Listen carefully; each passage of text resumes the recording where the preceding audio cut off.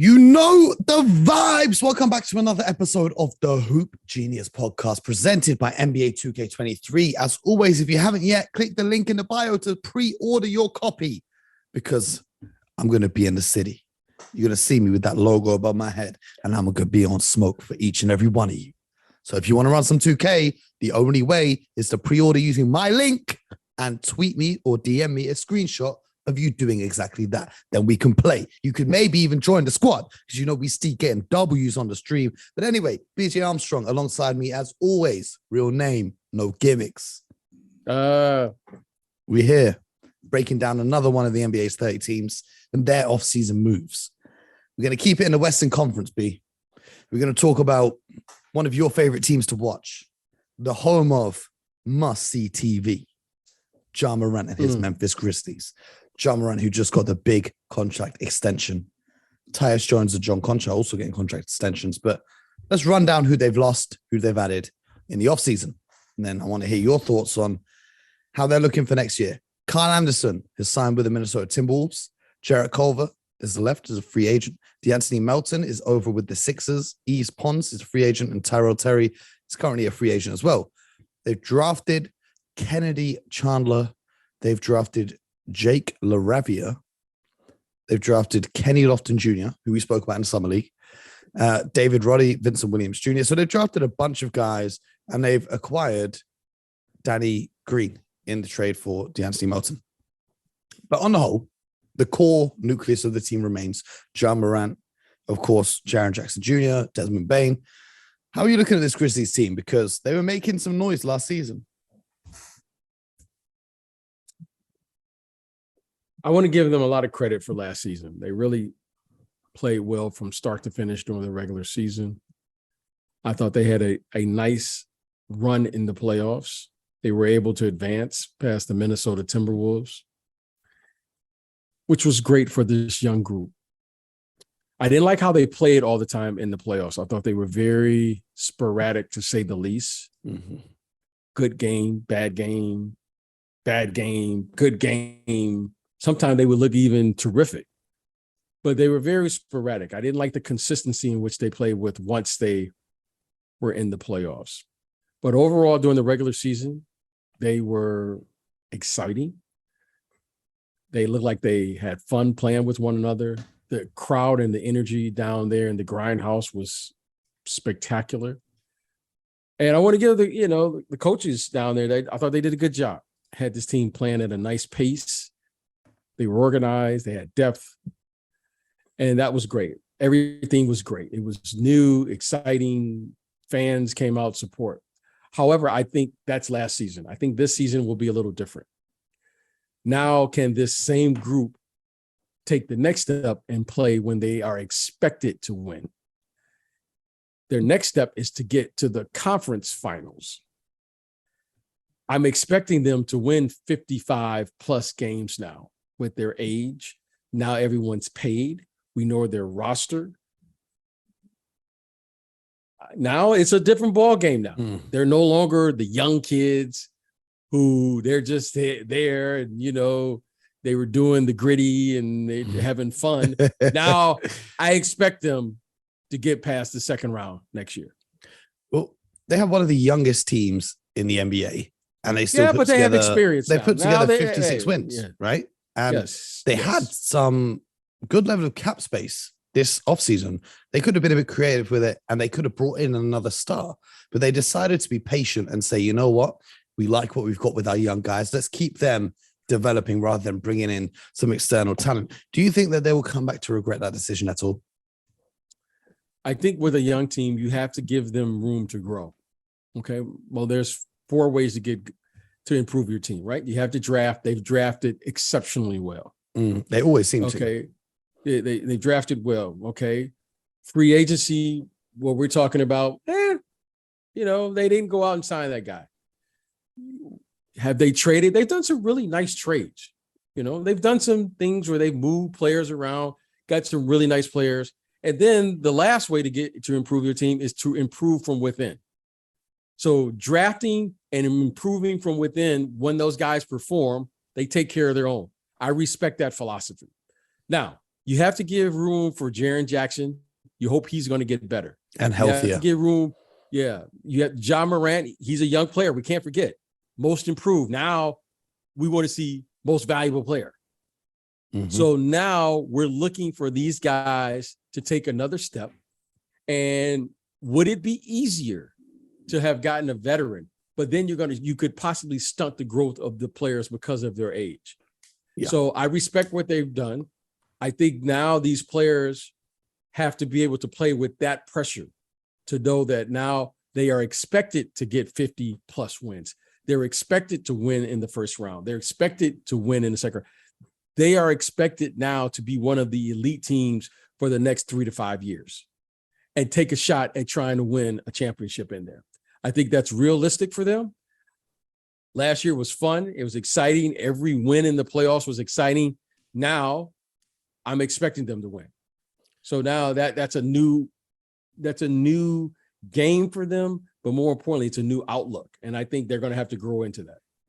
You know, one thing that I really liked to see from them was them retaining Tyus Jones, who I think is a very underrated player in this league. I think what he provides coming off the bench, the stability that he brings, the reliability, his abilities at that point guard position to really maintain that game when Ja Morant is resting. And we've seen Ja pick up a few scary injuries here and there. And thankfully, he's been okay on the whole. But, you know, with those kind of concerns, he's been really good to solidify and steady the ship. My question is around Jaren Jackson Jr. When we were just talking about the Phoenix Suns in the previous episode, we were talking about DeAndre Ayton making that leap and really being a difference maker.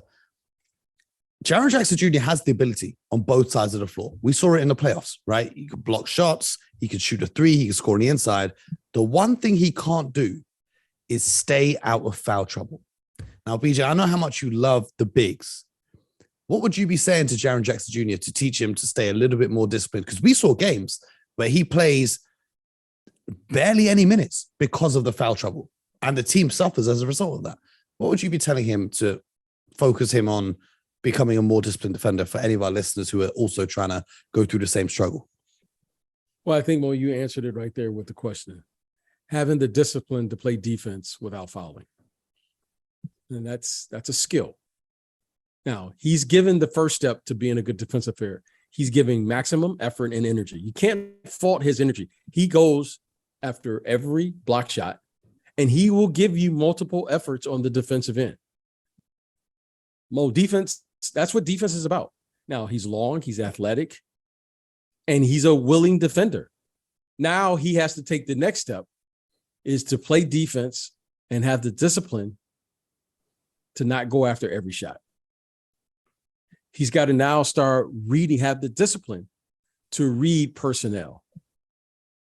He has to have the discipline to say, in order for our team to be the best version of ourselves, I have to be on the floor 32 to 35 minutes every night.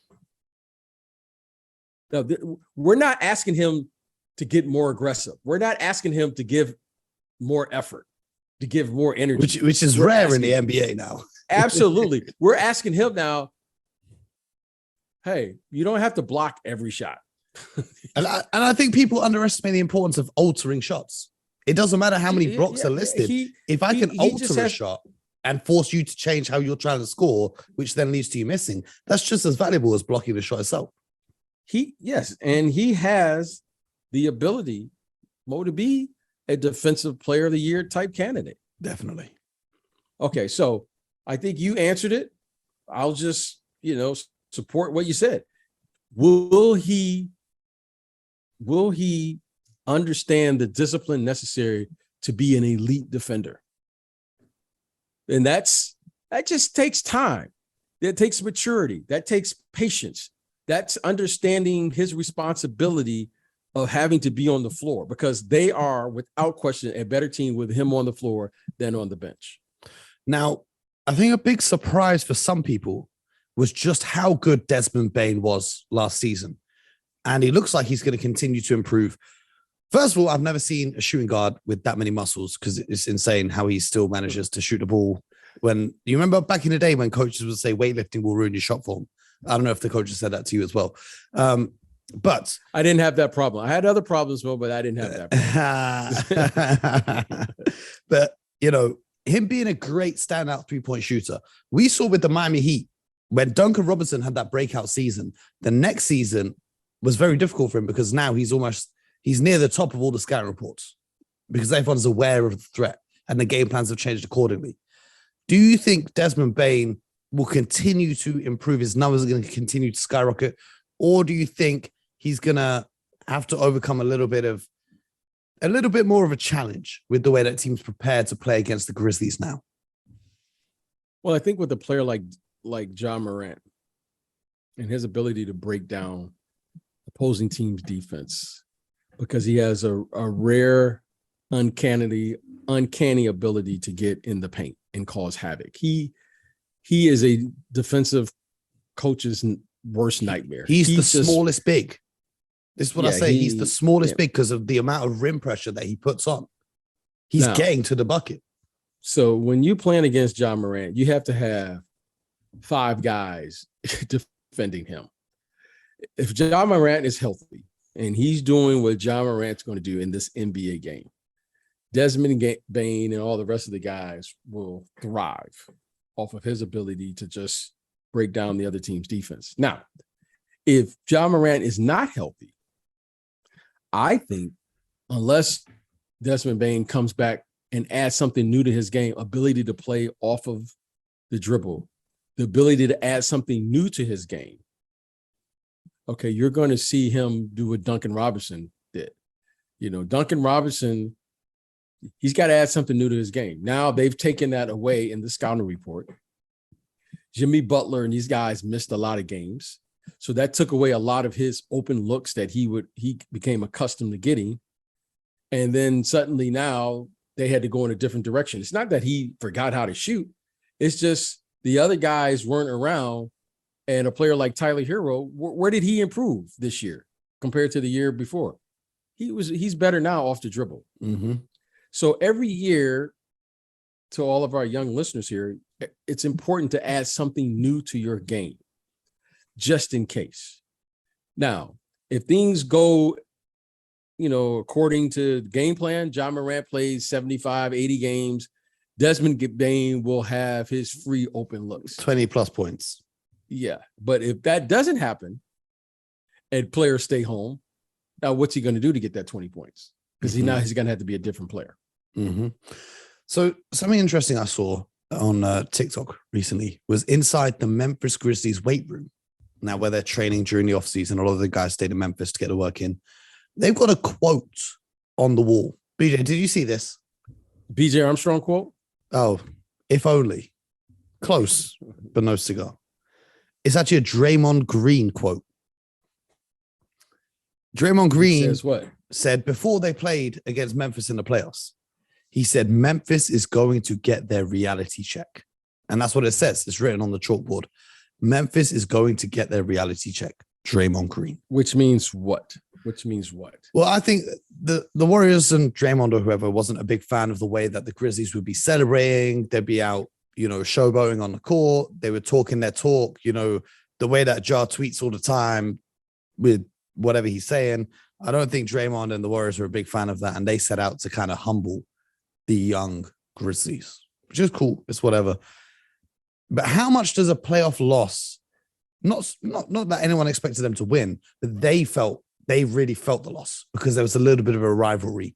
You remember them going at how can it be a rivalry when only one team has won? I don't get that. Explain that to me. Because it's the first time they played. So in their eyes, it's a rivalry because they want to run it back. Right. You know what I mean? Okay. I'm saying it's a rivalry, but I'm saying what the Grizzlies are thinking, right? Okay. You remember the stuff that happened in that series, Draymond getting ejected for trying to throw Brandon Clark to the floor or whatever went on with that. But how much for a young team do those playoff series losses motivate you to come back the next year and go even harder? Mo, during the course of the regular season, you have what's called trap games. Making a playoff run, playing in a competitive playoff series when that's your first time, those are traps. Okay. In order to be successful in the NBA, you have to have a short memory. Absolutely. When you win, you got to forget it. That was last season. When you lose, you have to forget it and move on to the next one. There's always, as you would say, another one. That's the other guy. It's not you. That's the guy. It's not my you. lookalike. Yeah, the guy who looks like he says that. So I think it's important for these guys to learn what they learned from last season. That was last season. That doesn't carry over to this season. And how many times have we said this, Mo, over the course of the NBA season? You saw it last year with the Atlanta Hawks. And you see this a lot with young teams. They think because they did it last year, they're going to do it again. Every year is a new year. The Warriors went to the NBA Finals, and then the following year, they were the worst team in the league. So you went to the conference finals in 1990, right? And then 91, you went to the NBA finals and won the title against the Lakers, right? What was the message from the coaching staff or in the locker room with your teammates or even yourself after that loss in the conference? After that loss, I vividly remember thinking, you only have one option. If you don't win it next year, you won't be here. As in on the roster with the Bulls? No. They're going to break this team up. Oh, okay. So,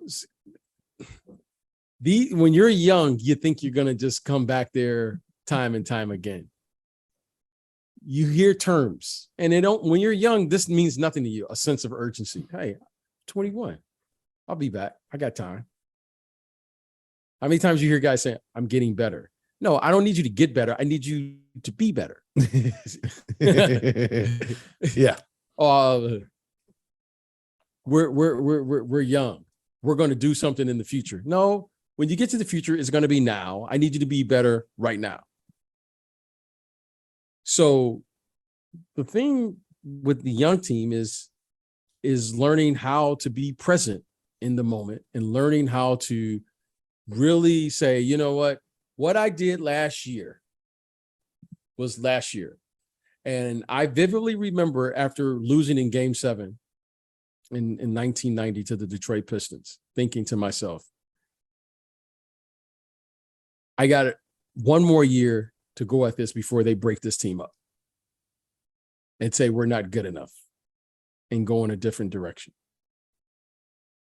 So whatever I did last year, I don't know how many games we won. I think we won 50 something games. The fact remains is what you do in the playoffs.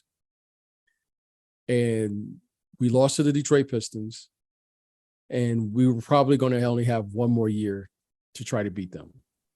And fortunately for us, we did beat them. But when we did beat them, we were so hungry that then we knew how hard it took to get there that we didn't want to give it up. And right now, I don't think that's the mindset of the Memphis Grizzlies, but it would be nice for them to come back with a chip on their shoulder saying, we have to get this year to the conference finals or the NBA finals. That's the focus that you need because, we talked about, a couple of days ago, the West is better. The NBA is better. The Clippers are better. Mm-hmm. Golden State, they have the confidence. Once you have confidence, Mo, anything's possible. Yep. Okay. They're a confident group. Denver is going to be better. There's some good teams out here, and then you get to the Eastern Conference. There's going to be some better teams over there. Philly and Milwaukee, and these guys are going to be better. And Boston. Your Celtics, Miami. So it's great what they did last year. They were fun. They were the new kids on the block. Now, Mo, play like you belong there. The game is, playing around and dancing. That was fun last year. But now, Mo, I expect them to win. What's an interesting team now is going to be the Minnesota Timberwolves. Mm-hmm. And we're going to talk about them interesting in an episode coming soon. Team. So I think they can focus in on, quotes, bulletin board material in our era. Now you're putting it on the blackboard or whatever it is they're doing.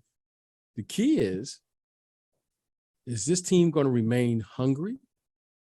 And are they going to meet the expectations of what now everyone around the league is saying?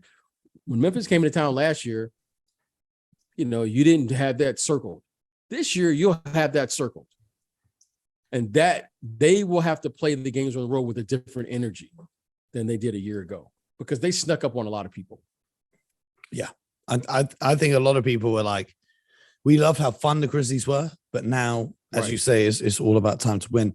A player that we didn't actually talk about much was Dylan Brooks, who was injured for a large part of last season, but coming back, I think he can be a really big factor, especially on the defensive side of the things, because it takes a lot of the pressure off Ja Morant not having to guard the best player, the best ball handlers on the other team. And then offensively, did you see the video of someone meeting him in a Starbucks recently? I did not. So someone took a video in a Starbucks in an airport, and they go up to Dylan Brooks and they go, "Oh, yo, Dylan, mind if I ask you a favor?" And he's like thinking they're gonna ask him for a picture, and they go, "Stop shooting the ball so goddamn much. Pass it back to Ja."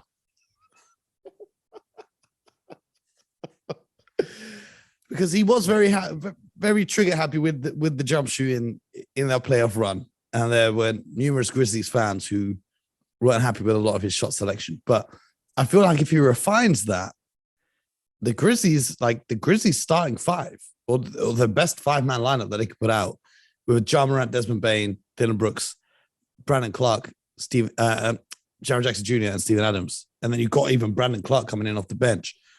I think that's a very good five. And they got the depth. You talked about Tyus Jones. Obviously, I just mentioned Brandon Clark.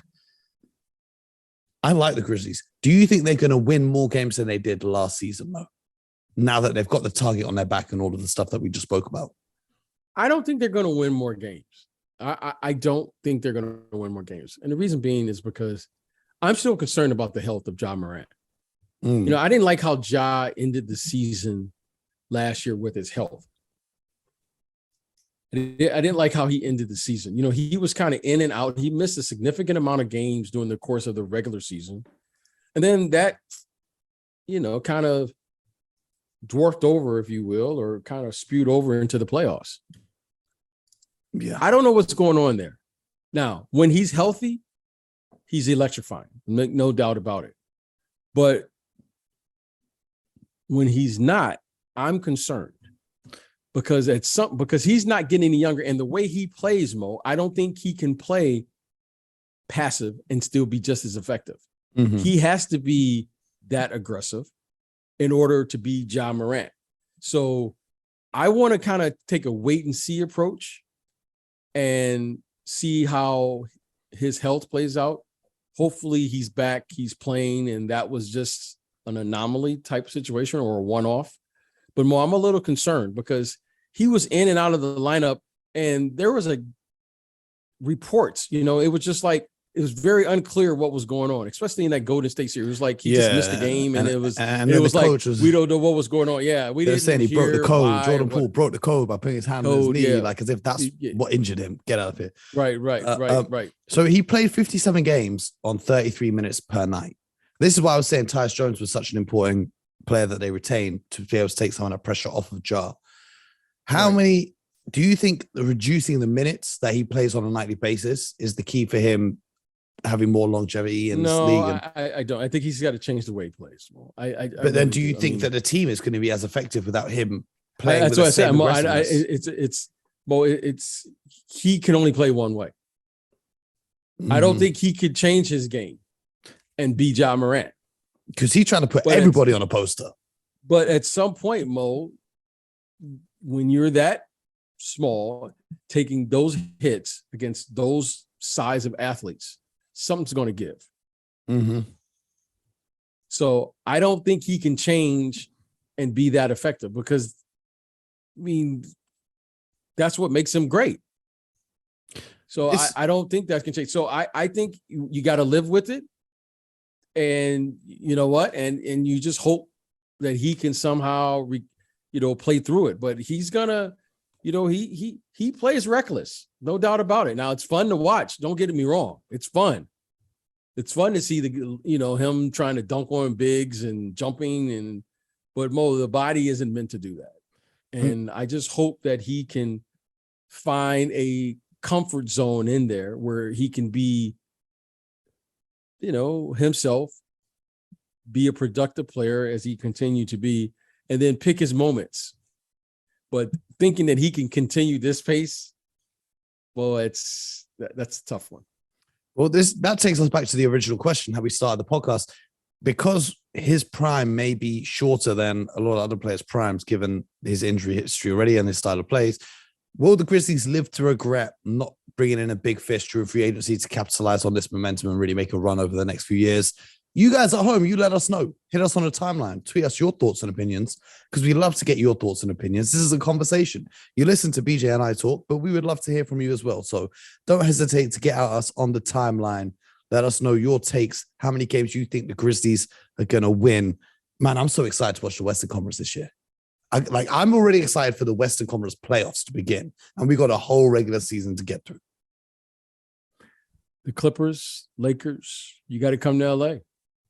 I might have to get buckets. I didn't tell them to subscribe yet. I love that. That's the outro. Shout out to BJ also each and every time. Make sure you subscribe, like, tell a friend, leave a comment, leave a review, 5 stars, all that goodness. And as always, as BJ just told you, get buckets.